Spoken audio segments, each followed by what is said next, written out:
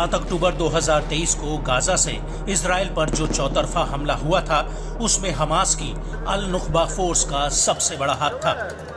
अल Nukhba के आतंकी एक साथ हजारों की संख्या में बॉर्डर पार करते हुए गाजा से सटे कई इजरायली गांवों में घुस गए थे, जहां पर उन्होंने जमकर रक्तपात मचाया था। लेकिन अब गाजा पर इजराइल के हवाई हमले में अल नुख्बा फोर्स का कमांड सेंटर पूरी तरह से तबाह हो गया है। बड़ा सवाल उठता है कि इजरायली हमले में अल नुख्बा फोर्स का कमांड सेंटर तबाह होना नेतन्याहू के लिए कितनी बड़ी जीत है। तो आपको बता दें कि अल नुख्बा फोर्स फिलिस्तीन के आतंकी संगठन हमास की एक उपशाखा है, जो बेहद ही दुर्दांत और खतरनाक है। सबसे पहले आपको बताते हैं कि आखिर इस फोर्स का ये नाम कैसे पड़ा। दरअसल अल नुख्बा का अर्थ अरबी में कुलीन होता है, यानी सबसे श्रेष्ठ, और यहीं से अल नुख्बा शब्द लिया गया है। और हमास की सैन्य शाखा इस अल दीन अल कासम ब्रिगेड के रैंक के भीतर ये एक प्रमुख लड़ाकू यूनिट है। हमास की इस विंग में उच्च प्रशिक्षित और अनुभवी लड़ाके होते हैं, जिन्हें आज के जमाने के हथियार और टेक्नोलॉजी चलानी आती है। और अल नुख्बा का हमला करने का तरीका भी बेहद ही खतरनाक होता है।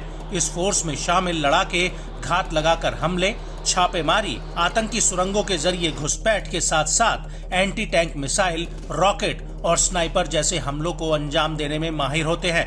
और इजराइल पर हुए हमले में इस फोर्स का सबसे बड़ा हाथ था। इसके अलावा अल नुख्बा के लड़ाकों को इजरायलियों को बंधक बनाने में भी महारत हासिल है। हमास ने ऐसे हमलों को कई बार अंजाम दिया है। इस सब के बीच बड़ी बात यह है कि अल नुख्बा के लड़ाकों को काफी कड़ी ट्रेनिंग दी जाती है, जिसमें इन्हें हथियार, विस्फोटक संभालना, स्कूबा डाइविंग और हाथ से हाथ का मुकाबला करना सिखाया जाता है। अल नुख्बा के ये लड़ाके आमतौर पर असॉल्ट राइफल, स्नाइपर राइफल और मशीन गनों से लैस होते हैं। उनके पास रॉकेट से दागे जाने वाले ग्रेनेड और एंटी टैंक मिसाइलें तक होती हैं।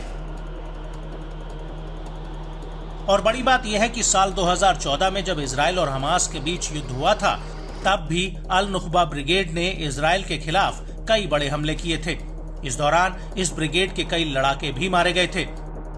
इसके अलावा हालिया वर्षों में अल नुख्बा फोर्स की संख्या बल में काफी इजाफा हुआ है और इसने तेजी से अपनी ताकत को और मजबूत किया है। और यही वजह है कि अल नुख्बा हमास की आर्म फोर्स का सबसे अहम हिस्सा बन गई है।